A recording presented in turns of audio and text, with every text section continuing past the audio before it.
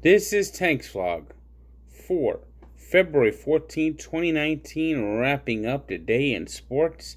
Happy Bobby Valentine Day! As you see, I'm wearing the eye black mustache in honor of Bobby Valentine. Hard to believe that was 20 years ago.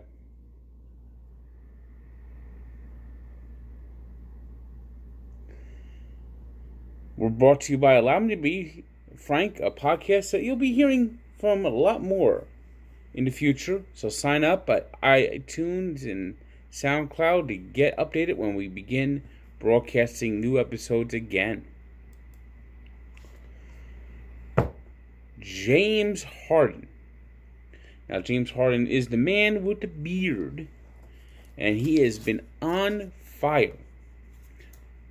On Wednesday, he extended his streak to 31 straight games of scoring at least 30 points, which ties Wilt Chamberlain for second most. Wilt Chamberlain also has the most. You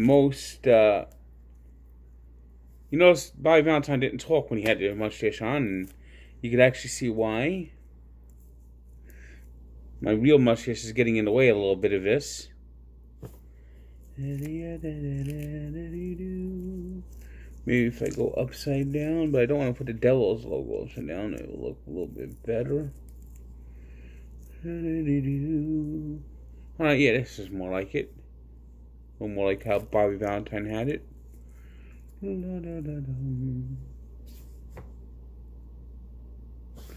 Well, anyway, James Harden, 31 straight games with scoring 30 or more points, ties Wilt Chamberlain for second most all time. Wilt Chamberlain also had the most points ever with 65 straight, so Harden's got a little more way to go, and this is not working. Oh well. So much for the Bobby Valentine tribute. Well, James Harden, 31 straight games scoring 30 or more points, although the Rockets did not red glare as they were beaten by the Timberwolves 121-111.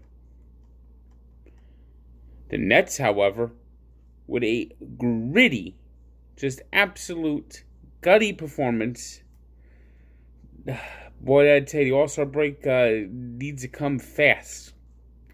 They play one more game, but or they don't know. The Nets are actually done. The Nets are done. They don't play until next week, and boy, the All-Star game could not come at a better time. They were able to get back to above 500 by beating the Cleveland Cadavers, although they needed 3 overtimes to do it, winning 148-139 in Cleveland, as D'Angelo Russell had 36 points, 7 rebounds, 8 assists on the way to the All-Star game. Jordan Clarkson, meanwhile, led the way for the Cavs with 42 points, but at 30-29, it's been a great start for the Nets, and hopefully they can continue it when they get back in action next week. Meanwhile, the Knicks, 18 in a row they've lost. 18 in a row they've lost. They can't win a game, and it's 18 losses to go. 18 in losses column. 18, they can't wrap it up.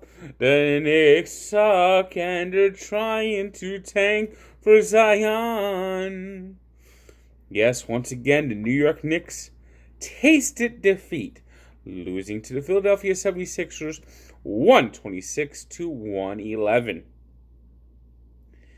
It was the Bucks with the MVP of the first part of the season, Giannis Antetokounmpo, getting a triple-double as the Bucks beat the Pacers 106-97. The Celtics beat the Pistons 118-110. It was the Raptors 129-120 over the Wizards. The Bulls gouged the Grizzlies 122-110. All these are good signs for the Knicks as they try to get that number 1 overall pick. The Heat beat the Mavericks 112-101. Sorry, a little dyslexia there. It was the Nuggets, 120-118 winners over the Sacramento Kings.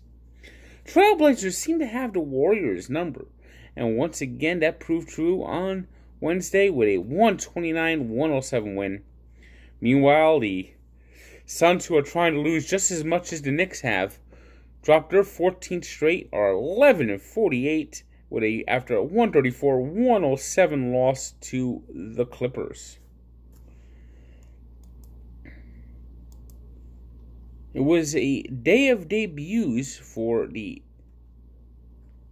Ducks as Bob Murray, in his first game as interim coach after Randy Carlisle was fired, saw Anaheim end their 7-game losing streak with Kevin Boyle getting a shutout in his debut in goal, 1-0 winners over the Vancouver Canucks.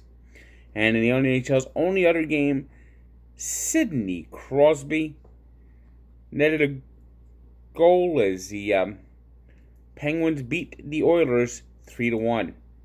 Boy, the Oilers, they just can't shoot straight. They got Connor McDavid, and they just cannot find a way to win games. Watched the Nick Buoniconti documentary today on HBO. Highly recommend it. Of course, it's about his son. It's only about his son. I remember when I was working at CBS. Of course, I was there, and I saw him get injured. Was he at the Citadel Bonds? Yeah, that's what goes on in Mike Buoniconti's life. Nick Buoniconti's life is looking for his son who is paralyzed. He's getting a little old now. He might have CTE. I don't want to watch that. I didn't produce it. It's not on the app. It's not on the Mike's On app. I don't know why we're talking about the Nick Buoniconti documentary on I think Mike Francesa is demonstrating that CTE is not exclusively to playing football.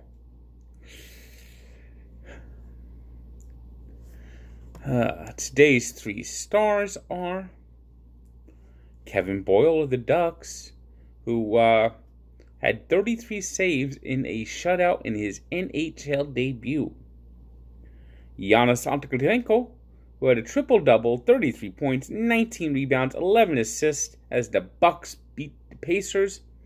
And Pascal Siakam of the Raptors, who had 44 points and 10 rebounds.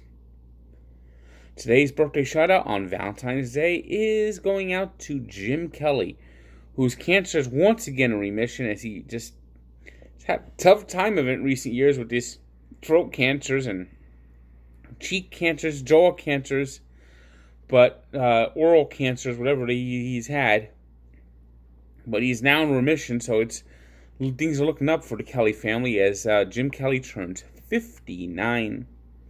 And we take a look back to 1990 when Michael Jordan, number 12, yes, number 12 Michael Jordan, because somebody stole his jersey and the Bulls did not have a backup. So he had to go out against the Orlando Magic, an expansion team that year, wearing number 12. So check out the full story of Barstool Sports and its Sports Encyclopedia, where sports history lives. Good day.